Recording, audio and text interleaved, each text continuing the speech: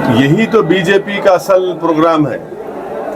ये जो सबका साथ सबका विकास नहीं है, वो भारत से, पूरे मुल्क से सेकुलरिज्म छोड़िए, बल्कि जो डाइवर्सिटी है और इक्वल अपॉर्चुनिटी है उसको वो ख़त्म करना चाह रहे हैं। बीजेपी का असली चेहरा है। सर शशि थरूर से क्या स्टेटमेंट? मैं तो बोला कि इंशाल्लाह मेरी जिंदगी में या मेरी जिंदगी के बाद एक हिजाब पहनने वाली बच्ची भारत की प्राइम मिनिस्टर बनेंगी। मैं तो बोला हूँ ये बात।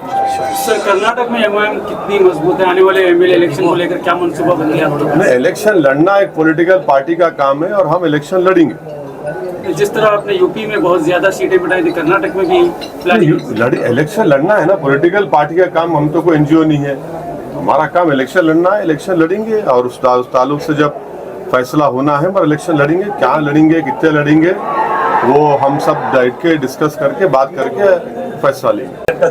जोर से चल रहा है, जो दहशत माहौल पैदा हुआ है इधर माइनॉरिटी के, तो वही तो बोल रहा ना, हमारा हिजाब हम बीजेपी के पसंद खतरा है, हलाल गोश्त खतरा है, मुसलमान की दाढ़ी खतरा है, मुसलमान की टोपी खतरा है, मुसलमान का खाना पीना उड़ना बिछोना उनको खतरा है।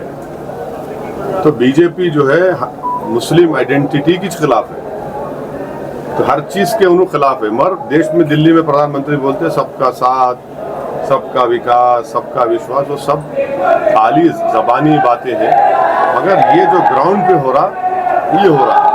नुपुर शर्मा बोले, फिर उनके बाद उनका एमएलए बोला हैदराबाद में, फिर उनका एक एमपी बोला कि मुसलमानों का इकोनॉमिक बॉयकॉट करो।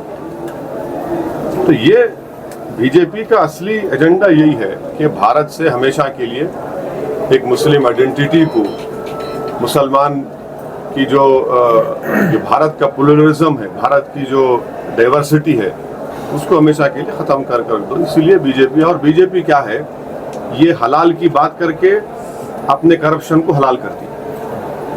हलाल गोश्त की बात करके अपने करप्शन को हलाल कर लेते लोग। समझे ना मेरी बात? वो हलाल हो जाता, ये हलाल गोश्त हमारा उनको खराब दिखता। करप्शन उनके लिए हलाल है, मगर हम जो गोश्त खा रहे जो उनके लिए वो नहीं वो चेंज करेंगे। अभी इतना कमीशन खा रहे, उतना वीडियोज आए उसके पूरा। एक बेचारा सुसाइड भी कर लिया था, उसको बारे में क्या बोलेंगे? तो हर चीज उनको जो अच्छा लगता हलाल, मुसलमानों की बात हराम। ये बीजेपी का एजेंडा है। सर आने वाले इलेक्शन में एमआईएम से देश के आवाम को ये पैगाम देना चाहेंगे कि आप नफरत को बढ़ने से रोकिए, इस देश की खूबसूरती को समझिए। इस देश की खूबसूरती यहाँ की डाइवर्सिटी है, यहाँ की प्लुरलिज्म है, यहाँ की भाईचारगी है। ये देश की खूबसूरती भी है, ये देश की ताकत भी है। और तीसरी बात ये है कि देशवासियों को सोचना पड़ेगा कि बेरोजगारी इतनी भारत में इतना क्यों बढ़ गई, और सबसे ज्यादा नौजवानों में पूरी दुनिया में बेरोजगार कहीं है तो भारत में है। कीमतें इतनी क्यों बढ़ गई हैं, पेट्रोल डीजल। और आखिरी बात यह है, चौथी बात यह है कि चीन हमारी जमीन पे कब्जा करके बैठा हुआ है, डेप्सांग और डेमचाक में। हमारे प्रधानमंत्री कल दिवाली मनाने हमारे सिपाहियों के साथ गए, अच्छा करें। वहां पर एक चीन का नाम नहीं लिया उन्होंने। बोलना था वहां से, हम चीन को वार्निंग दे रहे कि डेप्सांग डेमचाक छोड़ दो।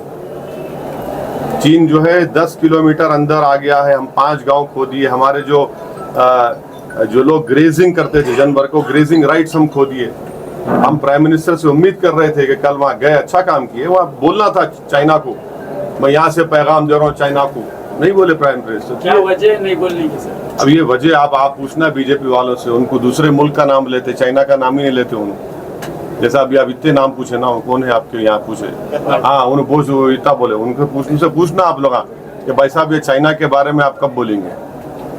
चाइना के बारे में बोलो। चाइना हमारे डेप्सांग डेमचाक में वो स्ट्रेटेजिक एरिया है, उस पर चीन कब्जा करके बैठ गया उसके ऊपर।